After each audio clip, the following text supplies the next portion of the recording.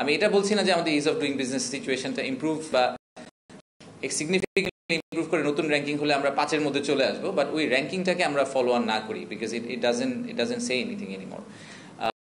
In fact world bank খুব recently আবার আরেকটা ডিফারেন্ট র্যাঙ্কিং এর মতো একটা চালু, বরঞ্চ ওটা ফলো করবেন, তাহলে আমার ধারণা যে আমরা একটা ক্লিয়ার পিকচার পাবো, মোর রিসেন্ট পিকচার পাবো। সিপিএসডি রিপোর্টে যে এনার্জির পয়েন্টটা বলা হয়েছে, ইলেকট্রিসিটি, আমিও পার্সোনালি মনে করি যে আমাদের যে মেজর 5টা ইস্যু যদি আমি পিন পয়েন্ট করছি, তার এটা একটা আমাদের ম্যানুফ্যাকচারের জন্য বড় ইস্যু। তো এই ব্যাপারে আমিও এনার্জি মিনিস্ট্রিকে আহ্বান জানিয়েছি, ওনারা মনে হয় খুব দ্রুতই জিনিসটা পাবলিশ করবেন। আমরা বলেছি যে আমাদের আসলে একটা ন্যাশনাল এনার্জি স্ট্র্যাটেজি থাকা দরকার। আমাদের যে কি প্ল্যান, আমরা আসলে আগামী 3 থেকে 5 বছর আমাদের যে গ্যাসের ঘাটতি আছে, সেটাকে আমরা কিভাবে সেই ঘাটতিটা থেকে সরে আসবো, সেই ঘাটতিটা কিভাবে আমরা ব্যাকফিল করব, সেই ব্যাপারে আমাদের সরকারের কি প্ল্যান, এই প্ল্যানটাকে খুব ক্লিয়ার কাট রোডম্যাপ হিসেবে আসলে আমাদের পাবলিশ করা উচিত সরকার হিসেবে। তো আমি আশা করছি যে আমাদের এনার্জি মিনিস্ট্রি আসলে খুব দ্রুত এটা কোনো একটা সময় পাবলিশ করবেন, এবং তাহলে আমাদের ইনভেস্টরদের জন্য আসলে তাদের ইনভেস্টমেন্ট প্ল্যানগুলো করা ইজি হবে। অ্যান্ড আসলে it's not a 5 year plan, আমাদের 5, 10, 15 বছরের লং টার্ম প্ল্যানটাই আসলে সবাইকে পাবলিশ করা উচিত। আর লাস্ট পয়েন্ট হিসেবে আপনি বললেন আমি ইনভেস্টরদেরকে কি বলবো, দেখেন আমি এর আগে দেশের বাইরে ছিলাম, আমি আরও অনেকগুলো মার্কেট কভার করতাম। আমি পৃথিবীতে এরকম কোনো মার্কেট পাই নাই, maybe Singapore close to that, but পৃথিবীতে এরকম কোনো মার্কেট আমি কখনো পাই নাই যে মার্কেটে কোনো সমস্যা নেই। আপনি যারা ভিয়েতনামে ব্যবসা করে, আমার ভিয়েতনামে অনেক ক্লায়েন্ট ছিল, যারা ইন্ডিয়াতে বিজনেস করে অনেক ক্লায়েন্ট ছিল ওখানেও, তাদেরকে জিজ্ঞেস করলে তারাও আপনাকে ওই দেশের কি কি সমস্যা এবং ওই দেশে কেন ব্যবসা করা উচিত না এরকম 10টা পয়েন্ট বলতে পারবে। So every country comes as a package. প্রত্যেকটা দেশেরই কিছু সমস্যা আছে, কিছু পজিটিভস আছে, যাদের স্ট্রেংথ যেগুলো আছে সেগুলোকে তারা সবসময় হাইলাইট করার চেষ্টা করে। আমরা তার সাথে এবার যেটা হাইলাইট করার চেষ্টা করছি, যে সমস্যাগুলো আমাদের আছে সেইগুলোর সমাধান করার জন্য আমরা সরকার থেকে কি করার চেষ্টা করছি। সো যে 10টা সমস্যার কথা সবাই বলছে, সেই 10টা সমস্যা যদি আজকে সেই 10টা সমস্যাকে আপনি বললেন 21% থেকে তো 0% হয়ে যাবে না, ইলেকট্রিসিটি 21% থেকে এটাকে 10-এ নামিয়ে আসার জন্য, 10%-এ নামিয়ে আসার জন্য সরকার কি করছে, আগামী 1-2 বছর সরকার কি করবে। তো সেই মেসেজটাই আমরা আমাদেরকে দিতে চাই, যে আমরা সরকার এবং প্রাইভেট সেক্টর এবং ফুল ইকোসিস্টেম একসাথে কাজ করছি to improve overall situation.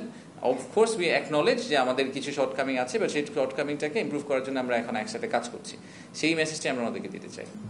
ট্যারিফের again আমি প্রথমে এটা থেকে শুরু করি যে ট্যারিফের সমস্যাটা শুধু বাংলাদেশের না, আর বাংলাদেশের কম্পিটিটিভ অ্যাডভান্টেজ শুধু ট্যারিফ ছিল না, অনেক কিছুই ছিল। কস্ট অ্যাডভান্টেজে আমাদের অনেকগুলা ফ্যাক্টরি, আমরা আসলে ফ্যাক্টরি অফ প্রোডাকশনের ক্ষেত্রে অনেকগুলাতেই আমাদের কস্ট অ্যাডভান্টেজ আছে। সো ট্যারিফটাও একটা অ্যাডভান্টেজ ছিল, আমি এটা আপনার সাথে এগ্রি করি। বাট সেই ট্যারিফের যেই নতুন সিচুয়েশনটা তৈরি হয়েছে, সেখানে শুধু বাংলাদেশ সাফার করছে না, একসাথে অনেকগুলা দেশ সাফার করছে। তো এই ব্যাপারে তো আমরা খুব পাবলিকলি আসলে প্রধান উপদেষ্টার চিঠিটা পাবলিশ করে দিয়েছি। আমরা কিভাবে আগানোর চেষ্টা করছি এটা পাবলিকলি আমরা আসলে শেয়ার করেছি।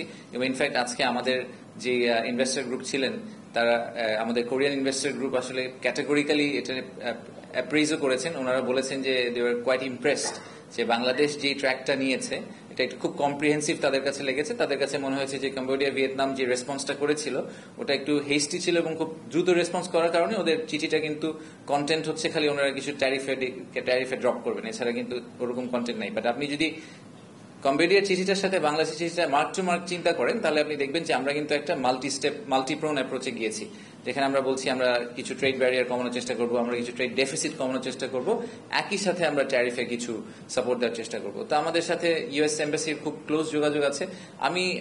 আমি বলবো যে আমরা চেষ্টা করে যাচ্ছি, এবং আমাদের ইনভেস্টাররা এখন যখন আসবেন তার কাছে আমার মেসেজটা exactly that, it's a very fluid situation as you know. প্রতিদিনই নতুন একটা কোনো আপডেট হচ্ছে। গতকালকে একবার আপনার S&P 20 পয়েন্ট নেমে আবার 20 পয়েন্ট উঠে গেছে একটা টুইটের কারণে। সো এরকম অনেক কিছুই হচ্ছে। সো ওনারাও জানেন যে ঠিক যেভাবে বাকি সব দেশ এটাকে হ্যান্ডেল করার চেষ্টা করছে, আমরাও হ্যান্ডেল করার চেষ্টা করছি। আমরা ঠিকভাবে করার চেষ্টা করছি কিনা এটা আমাদেরকে ডেমনস্ট্রেট করতে হবে। সেটা এখন পর্যন্ত আমাদের আজকে ইনভেস্টরদের সাথে কথা বলে মনে হয়েছে যে ওনারা মনে করছেন যে আমরা রাইট ট্র্যাকে আছি। এনডিবি ডেভেলপমেন্ট ব্যাংকের ডিফারেন্ট ম্যান্ডেট থাকে, আপনারা হয়তো অনেকেই জানেন। এনডিবির ক্ষেত্রে ক্রেডিট রেটিং আসলে সবাইকে এক কাতারে করে। সো এনডিবি ইন্ডিয়াকে যে ক্রেডিট রেটিংয়ে মেজার করে, বাংলাদেশকেও সেম রেটিংয়ে মেজার করে, এবং তার বাকি কান্ট্রিগুলোকে একই রেটিংয়ে মেজার করে। এই কারণে এনডিবির যে রেট অফ ইন্টারেস্ট, সভরেন লেন্ডিংয়ের যে রেট অফ ইন্টারেস্ট, সেটা কিন্তু প্রিটি ফ্ল্যাট। এবং ইনফ্যাক্ট তারা এখন আসলে পুশ করার চেষ্টা করছে অন্যান্য মাল্টি কারেন্সি, এবং ইনফ্যাক্ট আমাদের $300 মিলিয়ন লোনটাও কিন্তু একটা মাল্টি কারেন্সি লোনের দিকে যাচ্ছে।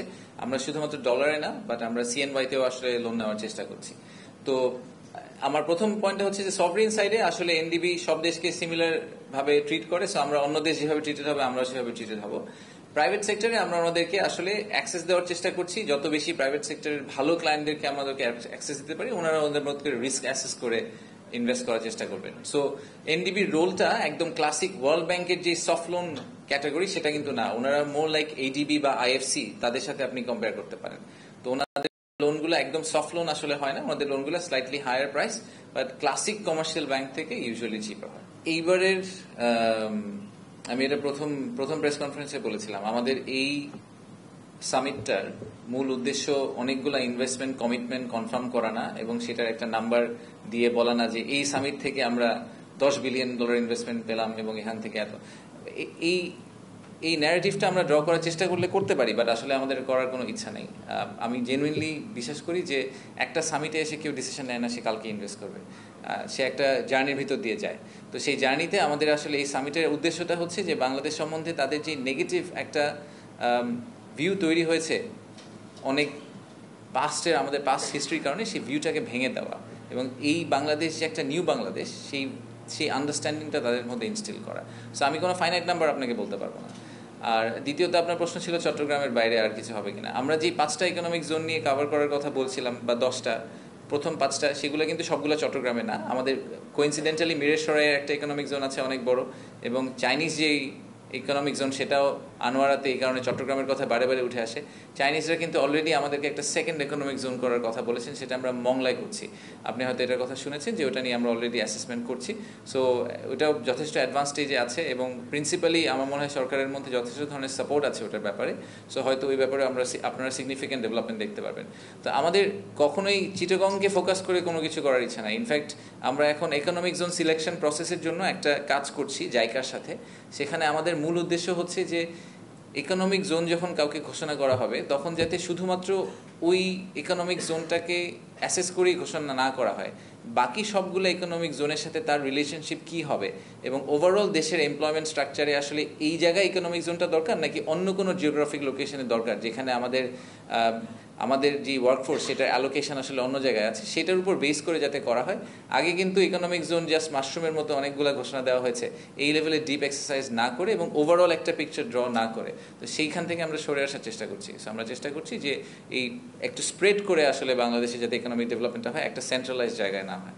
আপনার প্রশ্নটাকে আমি একটু রিফ্রেশ করি। মেবি আসলে প্রশ্নটা হচ্ছে যে কোনো অভাব ছিল কিনা, অভাব আছে কিনা, সেটা দ্য আনসার ইজ নো। এখন কোনো অভাব নাই আমাদের। আরেকটা ইন্টারেস্টিং ফ্যাক্ট হচ্ছে যে ইকোনমিক জোনগুলো যখন সিলেক্ট করা হয় অরিজিনালি, আমি আগের কথা বলছি যে ইকোনমিক জোন যখন সিলেকশন প্রসেস আগে যেটা ছিল, সেখানে ইকোনমিক জোন সিলেক্ট করতো আসলে ইকোনমিক জোন অথরিটি নিজেই।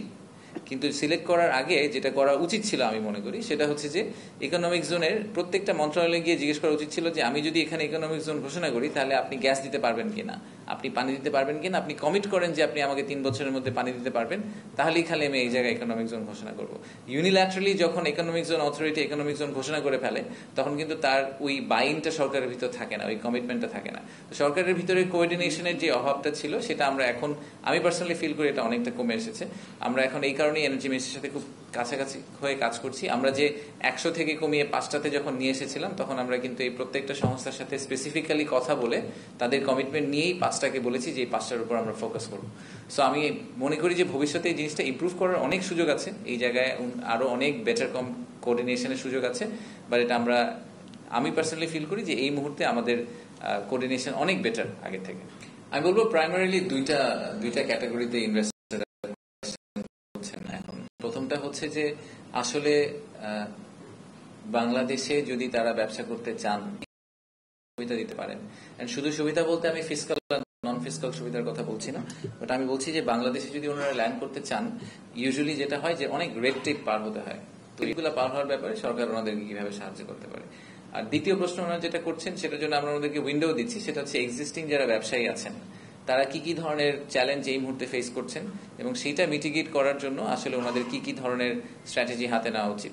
তো সেটার ব্যাপারে ওনারা আসলে শুধু আমাদের সাথে ডিসকাস করছেন না, অন্যদের সাথে ডিসকাস করছেন। আপনারা জানেন যে কালকে আমরা আগামীকাল এবং পরশু আমাদের দোতলায় অনেকগুলো মিটিং রুম সেট আপ করা হচ্ছে। আমাদের বিভিন্ন সরকারের মন্ত্রণালয় এখানে থাকবেন, বাংলাদেশ ব্যাংক থেকে শুরু করে এনভায়রনমেন্ট মিনিস্ট্রি থেকে শুরু করে এনার্জি, ইনফ্যাক্ট পলিটিক্যাল পার্টিরাও থাকবেন, আমরা এটাও বলেছি। সো ইনভেস্টর যারা বাংলাদেশে ইনভেস্ট করতে চান, তাদের যদি যা যা প্রশ্ন থাকে, তাদের রেলেভেন্ট প্রশ্নটা তারা রেলেভেন্ট ইনস্টিটিউশনকে জিজ্ঞেস করবেন, এজেন্সিকে জিজ্ঞেস করবেন, সেটাই আমাদের এক্সপেকটেশন। এই কারণেই কিন্তু এইবারের সামিটটা ইজ এ নেটওয়ার্কিং সামিট। আমরা এটাকে একেবারেই ওই ক্লাসিক সেমিনার স্টাইলে সামিট করতে চাই না। আমরা চেয়েছিলাম যে ওনারা সবার সাথে কথা বলুক, সবার কাছ থেকে ইনফরমেশন গ্যাদার করুক, এবং ওভার টাইম ওনাদের ডিউ ডিলিজেন্সটা যাতে হয়ে যায় বাংলাদেশের ব্যাপারে, যাতে এটাকে নিয়ে ওনারা ফেরত গিয়ে একটা ফুল 360 ডিগ্রি ভিউ নিয়ে ফেরত যেতে পারেন। এবং হোপফুলি ওনারা যদি একটা ভালো ভিউ নিয়ে ফেরত যান, তাহলে ওনারা আমাদের অ্যাম্বাসেডার হিসেবে কাজ করবেন। কেন লাইসেন্স পাচ্ছে না, এই প্রশ্নটার উত্তর আপনাকে আমি সপ্তাহখানেকের মধ্যে দিতে পারবো, কারণ এটা আমরা আজকে জানতে পারলাম যে ওনারা 3.5 বছর ধরে ঘুরেছেন লাইসেন্স পাওয়ার জন্য। আপনারা দেখেছেন যে আমরা কোরিয়ান ইপিজেডের একটা প্রবলেম রিজলভ করার চেষ্টা করেছি। আমাদের আজকের টেক হচ্ছে যে আমাদের, এবং যার কথা বলছি সেই ভদ্রমহিলা, উনি আবার হংকং এ খুব ইনফ্লুয়েন্সিয়াল ক্যারেক্টার। মানে আমাদেরকে আসলে সবসময় এভাবেই কিন্তু ইনভেস্টমেন্ট মুভ করে বা বিজনেস কমিউনিটি মুভ করে। প্রত্যেকটা বিজনেস কমিউনিটির কিছু ইনফ্লুয়েন্সিয়াল ইন্ডিভিজুয়াল থাকে, ক্যারেক্টার থাকে, ঠিক যেভাবে বাংলাদেশেও আছে। বাংলাদেশেও আপনারা যদি একদম স্বনামধন্য ব্যবসায়ীদের নাম বলেন, আপনারা, আমি শিওর যে সার্ভে করলে একই নাম বারবারে উঠে আসবে, হ্যাঁ, তো 5-10টা নাম। ওনাদেরকে যদি আমরা ভালো এক্সপিরিয়েন্স দিতে পারি, আমি যদি হংকং বেসড একটা এরকম ইনফ্লুয়েন্সিয়াল ব্যবসায়ীকে একটা ভালো এক্সপিরিয়েন্স বাংলাদেশে দিতে পারি, উনি হংকং এ গিয়ে আরো 10টা ব্যবসাকে নিয়ে আসতে পারবেন। সো এই ভদ্রমহিলাকে আমার পার্সোনাল টেক হচ্ছে যে she actually is one of those.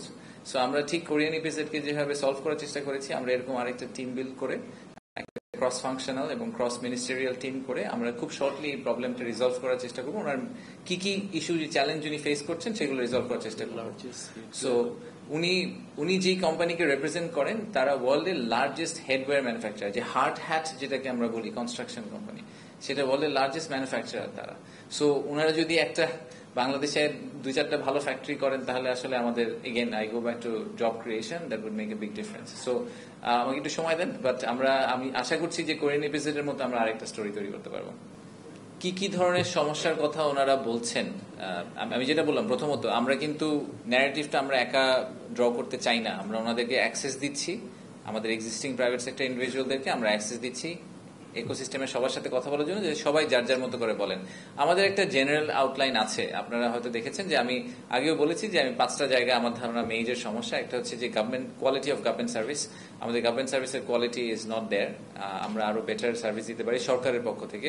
আমাদের যে অ্যাক্সেস টু রিসোর্সেস বা ইউটিলিটিস, এই জায়গাটায় আমাদের অনেক কাজ করার আছে। এন্ডেমিক করাপশনের একটা ইস্যু আছে আমাদের। কনসালটেশনের অভাব আছে, প্রাইভেট সেক্টরের সাথে আমরা যথেষ্ট কনসালটেশন করি না।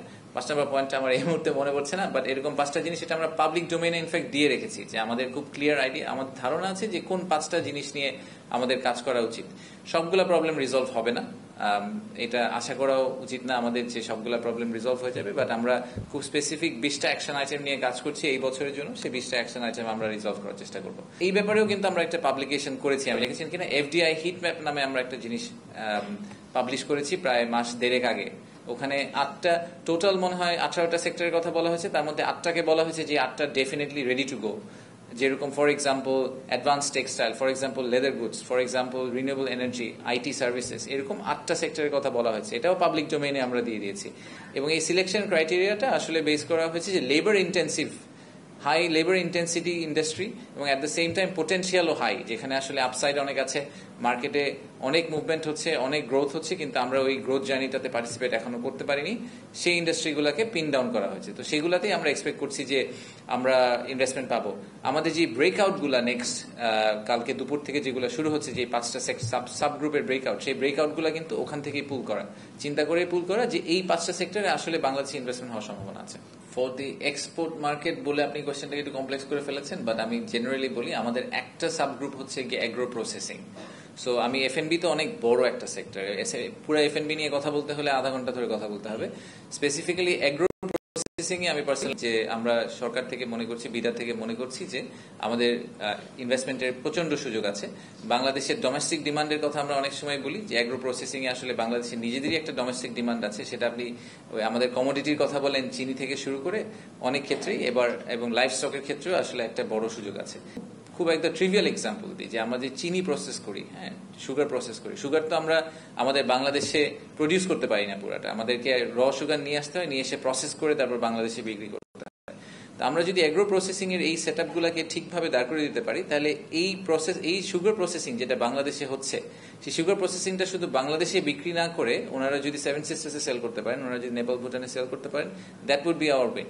সো ওই ইকোসিস্টেমটা তাদেরকে তৈরি করে দেওয়া, পোর্ট ফ্যাসিলিটি তৈরি করে দেওয়া, রোড ট্রান্সপোর্টেশন তৈরি করে দেওয়া, যাতে ওনারা বাংলাদেশে প্রডিউস করে এই ফুল রিজনে, কারণ পোর্ট তো একটা, সব ঢুকবে চিটাগং দিয়ে, বাট পোর্ট দিয়ে ঢুকার পরে এটাকে স্প্রেড আউট করে দেওয়ার যে সুযোগটা, সেই সুযোগটা সরকারের করে দিতে হবে, ইনফ্রাস্ট্রাকচারকে সরকারকে তৈরি করে দিতে হবে। সো এগ্রো প্রসেসিং নিয়ে কিন্তু একটা ব্রেকআউট আছে 10 তারিখে, you are most welcome to follow it. ওটা লাইভও করা হবে, সো আপনারা ওটা দেখলে হয়তো আরো এই ব্যাপারে ইনফরমেশন পাবেন। ধন্যবাদ।